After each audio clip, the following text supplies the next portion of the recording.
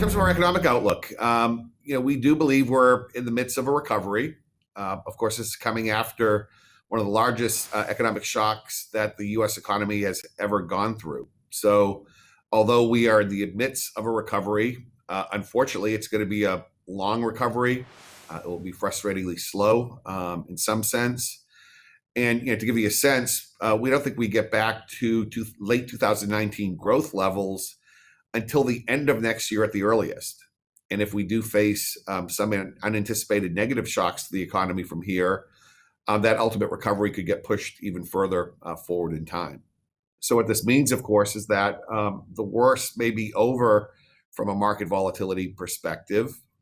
We do expect to see a steady decrease in the unemployment rate, increase in GDP growth, but it's going to be frustratingly slow. There are going to be segments of the economy, industry out there here in the U.S. As well as other countries around the world that continue to struggle because this recovery is going to be somewhat sluggish and somewhat uneven. And we know in a lot of segments of the economy that have been most impacted by this unfortunate COVID or health-related crisis, they may never fully recover, or at a minimum will need significant ongoing financial support, and in some cases may not avoid restructuring or at least the need for additional capital going forward. One term we use a lot in thinking about overall portfolio construction is resiliency. And again, as uncertain as a macro environment as we're currently operating, capital preservation, resiliency is very, very important.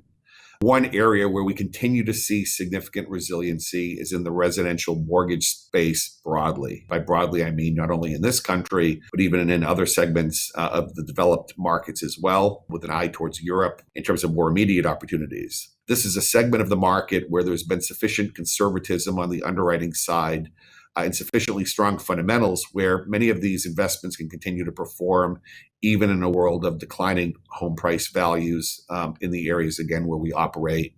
One of our favorite sectors, a sector where we have massive amounts of resources in an area where we'll continue to look to deploy capital. Similar story, perhaps with slightly less conviction in the broad asset-backed categories, particularly consumer-related asset-backed securities. Their fundamentals remain relatively strong as well. You do have to differentiate across the subsectors of the market. But what we like about that space is that in addition to a promise to pay, you have investments that are backed by hard assets, whether that's automobiles, in the case of an automobile pool, other types of consumer secured receivables. You do get that added protection.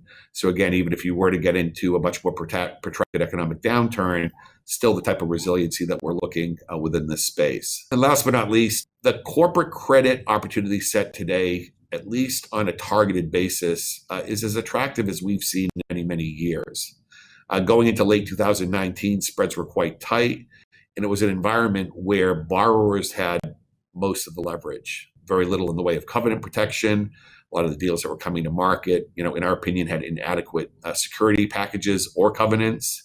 That has all changed over the course of the last few years. So although generic credit beta has rallied a lot, generic IG or investment grade and high yield spreads are looking a little bit less interesting, given the rally that we've seen. There's still a steady stream of opportunities within the corporate credit space, and the opportunity as investors in this space to drive, pretty attractive terms for us as lenders.